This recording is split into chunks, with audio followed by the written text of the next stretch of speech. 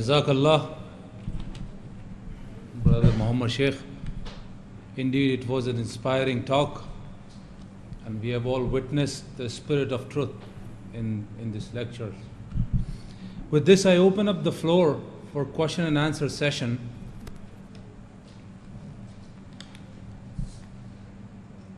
Our program coordinators will come up to you and give you the mic. So we'll give privilege to ladies first. You can ask your question, but please stand up and ask your questions.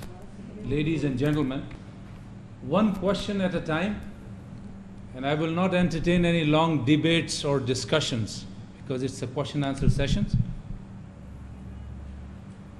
Please, before asking your question, identify yourself, speak out your name, and then ask the question pertaining to today's topic. Ladies first. Brother Muhammad Shaikh. Assalamu alaikum. I'm Mrs. Shahryar, and my question is, can you give the reference from the Bible about the Spirit? Okay.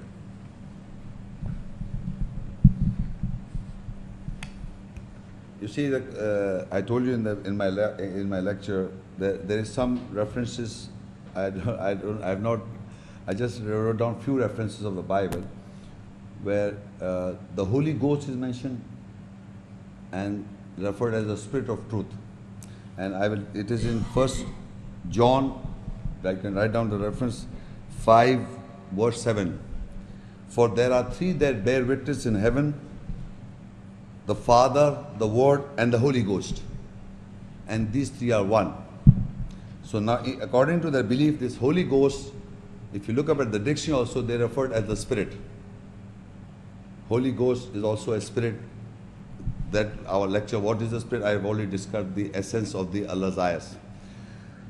Now another place is also mentioned, 2-3 verses in continuation I am reading. In John 16 verse 7, it is supposed to be Jesus talking in this verse. It says, but I tell you, John 16 verse 7, but I tell you the truth, it is for good that I go away. Unless I go away, the counselor will not come to you, but if I go, I will send him. Jesus in this reference is saying that it is important, or it is good for you that I go away. And if I not go away, the counselor doesn't come to you.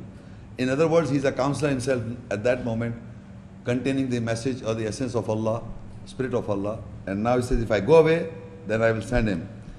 And in John 14, 16, 17, he says, I will ask the Father, that is referred to God, he will give you another counselor to be with you forever, the Spirit of truth. Forever, the Spirit of truth.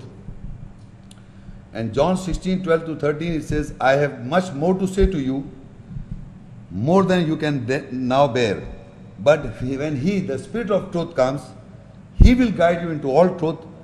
He will not speak of his own. He will speak only what he hears, and he will tell you what is yet to come. Now this Spirit of truth is referred here also. The Spirit of truth comes and he will guide you into all truth. Similar, this is the Spirit of truth. So this is Spirit of truth. Even in the Bible you can find that this Spirit of, what is the Spirit? We have said, قُلْ نَزَلَ الْقُدُّسُ مِنْ رَبِّكَ بِالْحَقِّ لِيُثَبِّتَ الَّذِينَ آمَنُوا وَهُدًى وَبُشْرَى لِلْمُسْلِمِينَ.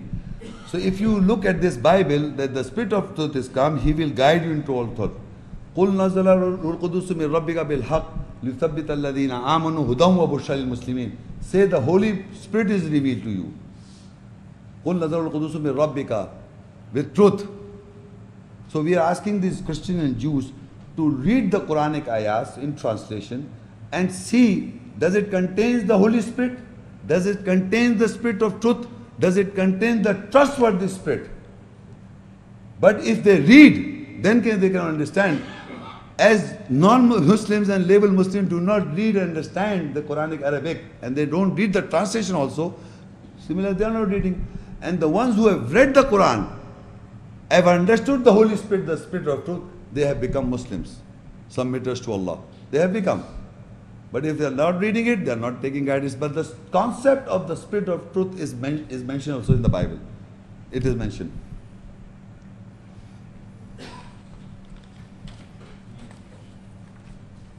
Assalamu alaikum. My name is Mrs. Alam. I have two questions. Okay. Okay. The first one is, how can we be sure that the translation and the spirit essence is correct, as there are many translations? Okay. The question is that there are many translations in the world, and how can we be sure that this translation and the spirit of truth is contained in all the translations, or there are some variants in the translation? Generally speaking, there are numerous translations. First of all, I would like to tell you the language that I'm speaking English language at the moment. But if you look at the ancient English, you will see thou, thee, some like this. Language always keep on changing by the passage of time. So why there are numerous translations? Because the language changes by the passage of time. So in a dictionary, that words are added. The words are added in a dictionary because it was first thou, now it is you, thee is singular. So it contains every word that is spoken in English language. There are dictionaries, and there are different areas. This word means this, and this is how dictionaries are made. So now, why there are many translations in different languages of the world? First of all, why? Then how will you confirm? So there are many different translations in the world, but the concept is almost the same if you read any translation, because the choice of word chosen by a person may vary. The choice of word may vary because of the time factor and because of the current language. Because nowadays the language is like this, and maybe 100 years back English was something different, and 200 or 500 years the English will become something else. But in the dictionary they keep on adding the words about one particular language. Suppose you are reading a translation and now you want to make sure what is coming from, the essence that has come from God or not. So there is a ayat in the Quran to give you the confidence. How will you make it sure that it is coming from God? There is a Surah Nisa 4 and ayah 82. It says, أَفَلَا يَتَتَبَّرُونَ الْقُرْآنَ وَلَوْ كَانَ مِنْ دِي غَيْرِ اللَّهِ لَوَجَدُوا فِي اخْتِلَافًا كَثِيرًا. Do they not consider the Quran reading with care? If it had been from other than Allah, they would surely have found much contradictions in it. So now you're reading a translation, and you're reading, suppose, about the spirit, and there are many ayahs here and there. So if you are reading a translation, the spirit, if the translator has not properly translated, so you will find many contradictions in the translations. Not one, many contradictions. So the ayat, Allah's Quran, the essence of the spirit, does not have any contradiction. So the translator can be judged by the Arabic text, and at the same time it should not have any contradictions. If there is a contradiction, that is not coming from Allah. That is his human self-conjecture. So he says, أَفَلَا يَتَدَبَّرُونَ الْقُرْآنَ. Do they not consider the Quran? وَلَوْ كَانَ مِنْ دِي غَيْرِ اللَّهِ. If it is not from Allah, لَوَجَدُوا فِي اخْتِلَافًا كَثِيرًا. You will find many contradictions. It is not from Allah. If a human self has injected some concepts in a translation, you will find contradiction of a particular subject. So you can be assured, reading a translation, and if there is no contradiction coming, as I have delivered a talk, giving you a translation, and if there is no contradiction coming, that is coming from Allah. Al-Tahrim 66, ayah 12. You said the translation is, and she was truthful with the words of her Lord. Can you please explain that? How is she truthful with the words? Okay. Actually, the whole, that ayah, I will read again.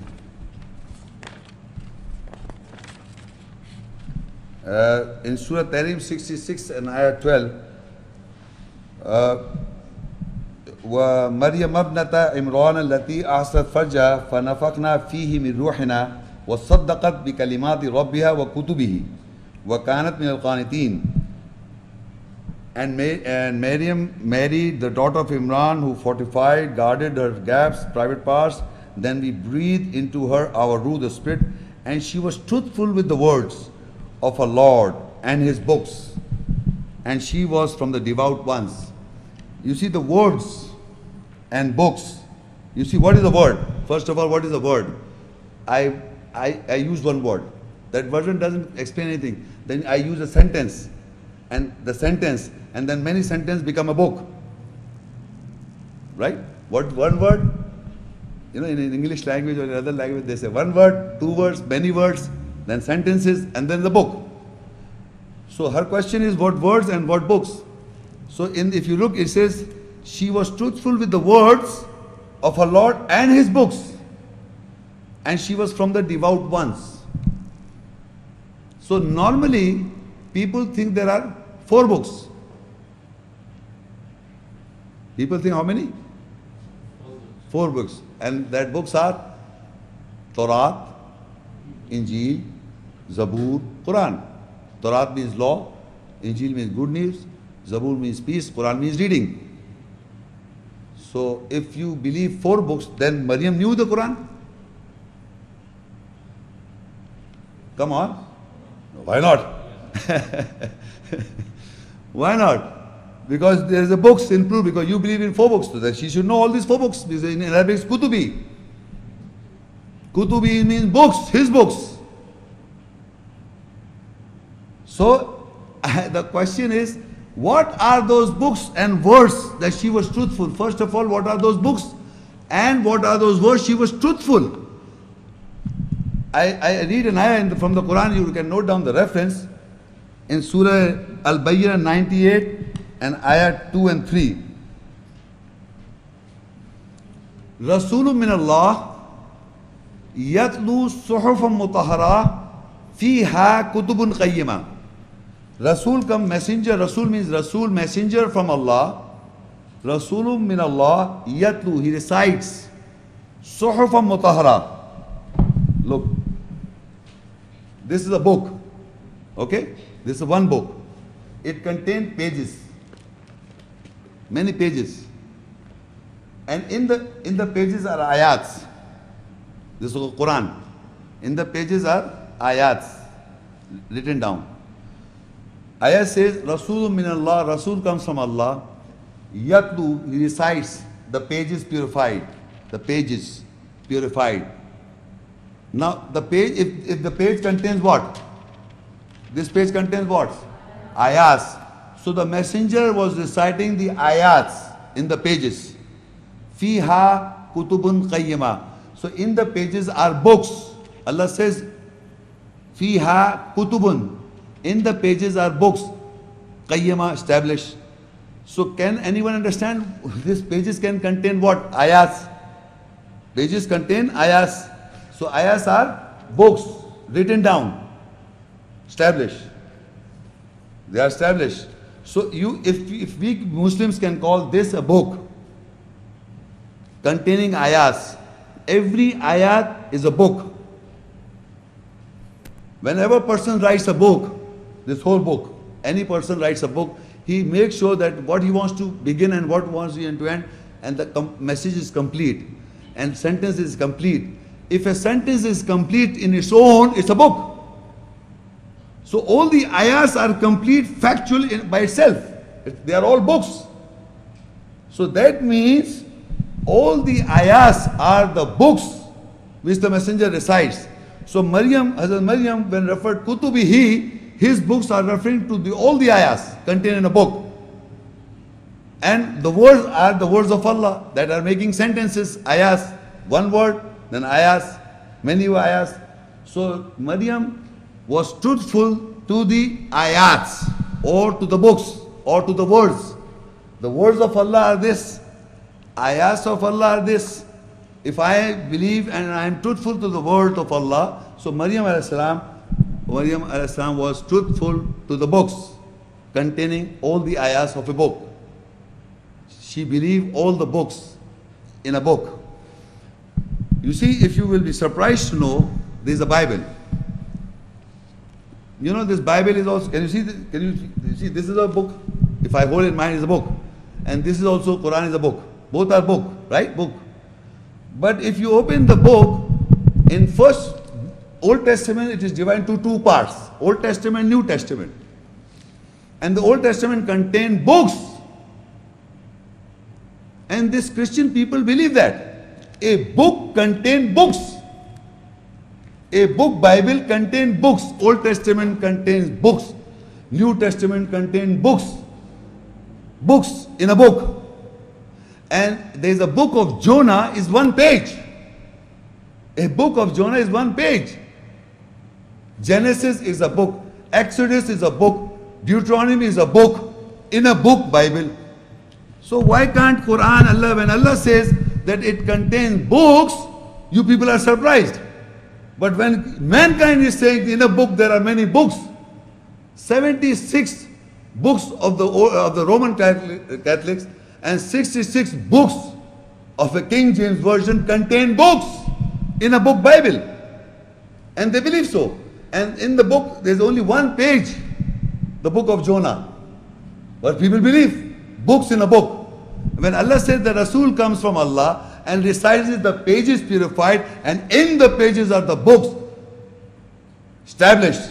People look at me, what pages can contain books? How is it possible? But the maximum Christians of the world are believing this. All these pages containing books. So the fact is that the Spirit of Allah, understanding more difficult. Man says, believe it. Is this the answer to your question, right? Assalamu alaikum. Wa alaikum salam. My name is Shafiq Qadri. My question is, when is the Spirit sent down? Okay.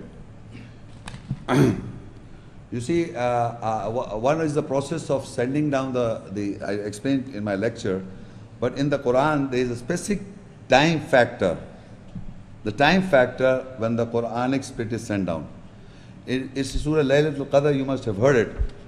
Surah Laylatul Qadr. Okay? And that is in Surah, you can write down the reference, in Surah Al-Qadr, 97 Surah. And that is 1 to 4 ayahs. And most of the people know this, but I will clarify what happens. Inna anzalnahu fi laylatil qadr. Wama adraka ma laylatul qadr. Laylatul qadri khayrun min alfi shahr. Tanazzul malaikatu war ruh fiha bi'idhni rabbihim min kulli amr. Surely we have revealed it in the night of evaluation. And what you can perceive, what is the night of evaluation? Night of evaluation is better than from 1,000 months. From every order, the angels and ar-ruh, the spirit, is sent down in it with the permission of the Lord. Tanazzalul malaika war ruh. Malaika, angels, and ruh, the spirit, is sent down by the permission of Lord. By the order of min kulli amr, is sent down in it with the permission of their Lord. Now, first of all, we Muslims know when this Laylatul Qadr comes in the month of Ramadan. In the month of Ramadan, in the last 10 nights is dedicated for itikaf, and people go and sit in the mosque. So you must understand this the question is that when the Spirit is sent down. So you must understand, it says, first of all, I will give you another reference to establish that it is the month of Ramadan, the Spirit comes. It says, Surah Al-Baqarah 2:185. Shahru Ramadan ladhi unzila fil Quran. Ramzan is the month in which the Quran is revealed. Hudal linnas, a guidance for mankind.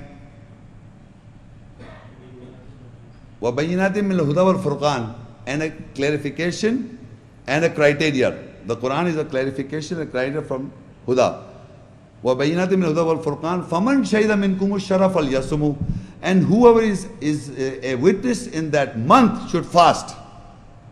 So from here we come to know that this is the month of Ramadan in which the Quran is sent down, a guidance from mankind, and whoever is present during that month should fast.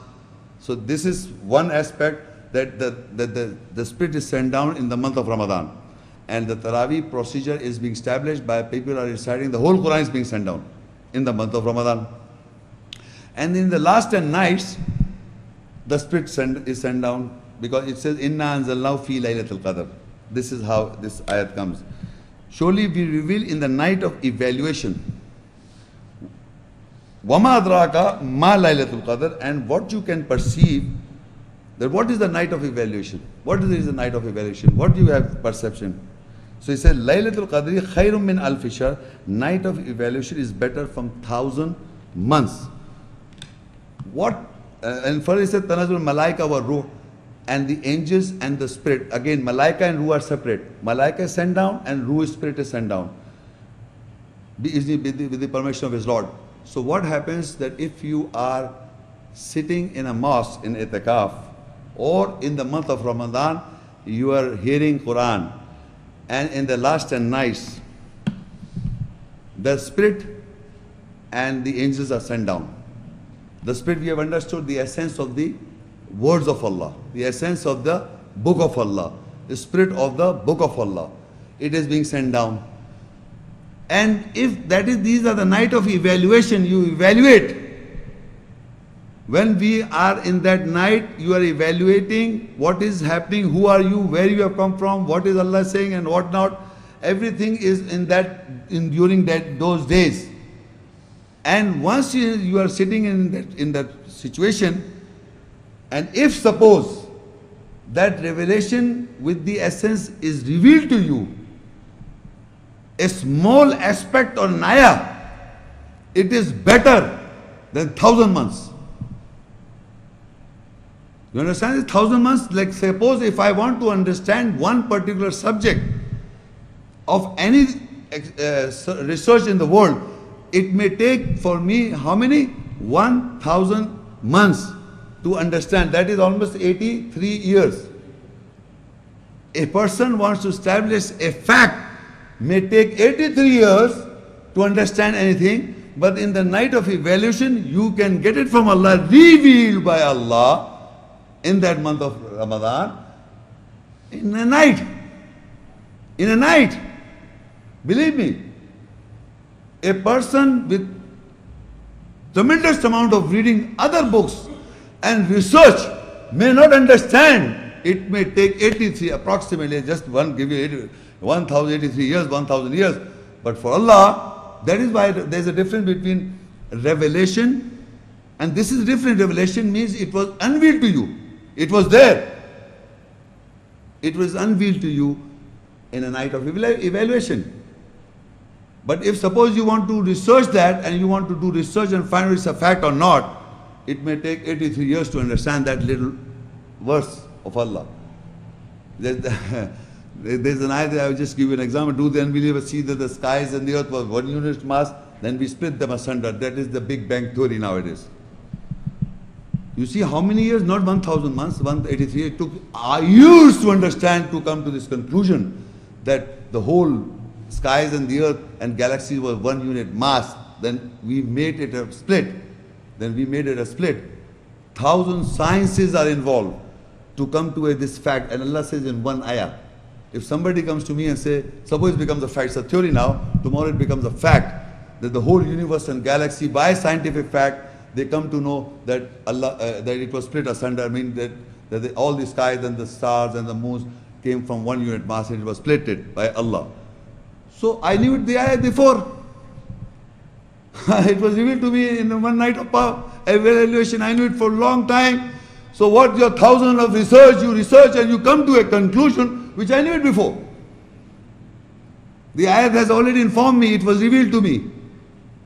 But you are, so many sciences are involved to come to this fact that it was one unit mass. Then we made a split. Is similarly how the child is born in the mother's womb and all the processes. You find latest technology, microscopic, you can't see like this. So you come to know now, it was revealed to me in the ayahs. So you understand, any fact can be revealed to you in a night of evaluation. But the people do researches come to that conclusion, I knew it before. So that is why it's better than 1,000 months, means 83 years. It's just a rough figure for telling the mankind that go and do researches and find out, you'll come to the same original fact as already recorded in the Quran from before. So for Allah, this is evaluation, you come to know in the night of, that is why Allah said, what you understand, what you perceive, what that night of evaluation is. It's so important that we sit, because we are fasting the daytime. Our taqwa is increased. We are guarding our psyche by fasting. That's a separate subject of fasting. I'll deliver a talk on fasting. But what I'm trying to say, that night of evaluation is very important. And in that night, in every year of the year, that the Spirit is sent down, a guidance for mankind in the month of. Okay, sir. My name is Muhammad Ghayur Ahmad Khan. Through your dynamic and impactful lecture, it is learned that the Spirit is sent down at the night of evaluation. Is this ascension of the Spirit is mentioned in the Holy Quran? Okay, thank you. You see, now what has happened? Allah is revealing the Spirit to mankind and the angels are descending. Now there is also ascension is mentioned of the Spirit of the angels in the Quran. That is his question. In Surah Al-Ma'arij, 70 Surah, and ayah 1 to 4. سأل سائل بعذاب واقع للكافرين ليس له دافع من الله ذي المعارج تعرج الملائكة والروح إليه في يوم كان مقداره 50,000 سنة. A questioner asked of the punishment to happen. When the punishment will happen? For the rejectors, none can avert. That punishment can never be averted by anyone. That punishment will come from the Lord of the Ascension. Now the Allah says, Ta'arujul Malaika, the angels were ruh ilayhi. Ta'arujul Malaika were ruh. The angels and ruh ascends towards him, towards Allah. Ilayhi. Fi yawmi kana miqdaruhu 50,000 sana. Towards him in a day that measures 50,000 years. Now this is the ascension of the Spirit. The Spirit is ascending, descending, revelation is being done. The Spirit is revealed or descending in every year in the month of Ramadan.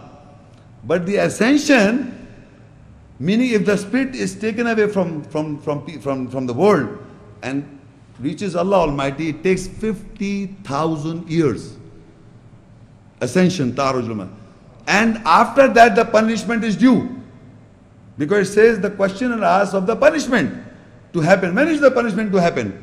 So he said, for the rejectors cannot avert from the Lord of the Ascension. The angels and the ruh ascends towards him in a day measured 50,000 years.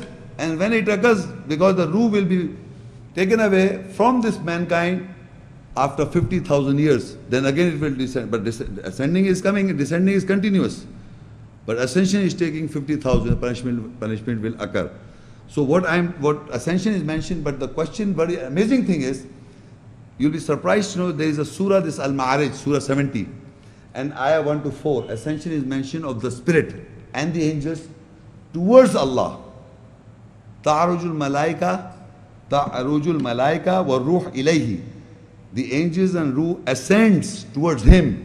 Fi yawmi kana miqdaruhu 50,000 sana. Ascends towards him in a day, it measures 50,000 years. 50,000 years. And people are telling me that there is an ascension mentioned in the Quran for Muhammad, peace be upon him, and he was ascended and reached Allah and came back again, and in the seconds, I suppose. Huh? In a spur of a moment. There is not, you see, this whole scenario is not mentioned in the Quran. And when I was reading the Quran, somebody posed me this question and asked me, don't you believe in ascension of the Prophet? So I look up at the dictionary and find out what is the meaning of ascension in Arabic is Ma'araja, Mi'raj. And this is Surah Ma'arij. And here the ascension is mention of the Spirit, the Ruh, and with the angels, ascend to him, ilayhi, 50,000 years. And there is not a single, anywhere categorical ayah mentioning the ascension of Muhammad, peace be upon him. That doesn't mean I'm disgracing him. Why should I do? But the point is that the ascension is mentioned of the Spirit and the angels and the Ruh of Allah, the essence of ayahs of Allah that we have understood. So the question, the problem is that we are not looking at the ayahs where the ascension is mentioned of the ruh, the spirit of the angels is mentioned, and the name of the surah is Ma'arij, means ascension, but they bring by hook and crook some from history. The most stupendous event, and if it was done with Muhammad, peace be upon him, Allah would have mentioned his book rather to find out in the books of history. If Allah has taken Muhammad, peace be upon him, ascended him to him, won't he mention in his book? Or you have to find out from books of history to find out how he was ascended and what happened. But the ascension, believe me, is mentioned only with the ruh and the angels. In the whole book Quran, nobody has ascended except the angels. The word ascension is used with the angels and the spirit. The word Ma'raj in the whole book Quran. The spirit is ascends to him and the angels ascend to him. To him means to Ilahi, to Allah, and that measure is 50,000 years. Yes, please. Assalamu alaikum. My name is Manzoor Allah. In your lecture, you happened to mention Taha 20, in which you said that Musa alayhi salam, regarding Musa alayhi salam, and open the knot from my language, in which you said, you commented that it was not that he stuttered, but he wanted to know the language of the Pharaoh. But the Quran also says that he was brought up by the Pharaoh, so he must know the language of the Pharaoh. So it was not, why would he ask Allah to open the knot when he already knew the language? And also he asked Allah to get his brother who would speak clearly, who could speak clearer, and you are rejecting the fact that he stuttered. Okay. No, you see, he knew the language of the Pharaoh. He himself was speaking the same language. I was talking about, he was asking to open the knot of the language of the Spirit of Allah that is revealed to him. Allah is delivering him the message, Musa salam. He is to now go to deliver the message to Pharaoh. So he is going to translate that essence of message of God, of what Allah spoke to him. So now the Pharaoh knew the language, he knew the language. So he was trying to translate the essence in his language. That was, he was asking to open the knot of, not my language, he's not to stutter, his language, he's not bothered about his language. He's going to deliver the message of God to Pharaoh in his language. Message of God, spirit transferred in his language, which Pharaoh, of course, opposed. And you can see the reaction. And he asked for help. So Allah said, okay, we will help you as a wazir, the Harun. But if you look in the ayahs, it was Musa salam and Harun at times, but normally Musa. Harun separately did not speak to Pharaoh at all in the whole book Quran. Only Musa and Harun together, and Musa salam spoke to Pharaoh. If you look at the ayahs, there are times that Musa and Harun both spoke. So Allah says they both spoke. And otherwise it was Musa salam in first person speaking to Pharaoh. And that message that he was delivering, for that he was talking about open the knot of that language, of the Spirit of Allah, not the language. Yes, every messenger should be asking this same thing. That is why I end with my lecture. Ibrahim alayhi salam also, he was asking the open, that not, he said the other way, that waj'al li lisana sidqin fil akhirin, and for me make language truthful in others. So I also end this lecture because Ibrahim is the millat abikum, Ibrahim is the father of the religion. So I end my lecture by his call. So make language truthful so that people can have confidence, truthful in others, in all times. Actually, in translations, I think that when you translate over here, open the knot from my language. Yeah. And in translations, the word language is not used, I think, in certain places. Open the knot from my tongue. Okay, tongue, you see, tongue in Arabic, lisan, you see, lisan in English also, in Urdu also, in Arabic also, is used in two meanings. One is the tongue. In Arabic also, when it is referred to a tongue, this tongue, Allah said, I have given you two eyes and a tongue. So we understand it is referring to a physical tongue. But when the same word is used for language, you have to look at the context. Is it using for a tongue or is it using for language? लेकिन उर्दू लिसानी झगड़े. And one is saying कि आपकी ज़बान क्या है? What is your language? So I am asking, what is your tongue? I don't want to say what is your mother tongue. So it is, I say, what language you speak? I can use language and the tongue. In Arabic, the word is lisan, one word. But in other languages, in Urdu also we use two words. Like we say, what is your mother tongue? So they are not asking actually mother tongue, they are asking the language. So the word is used lisan. So in language, in English language also, Urdu language, you can understand this is here the language is being asked or the tongue is being asked. So that is, we understand it is language there. Musa is asking because every messenger has to deliver the message in the language of the people. That ayat I have read. So Musa Islam is also asking to open the knot of the language which he speaks and the Pharaoh speaks. That's the same language. But open that language of Allah's message to be delivered, because he was going to deliver the message of Allah, which Pharaoh reacted. With this we end today's program. Assalamu alaikum wa rahmatullahi wa barakatuh. Thank you very much.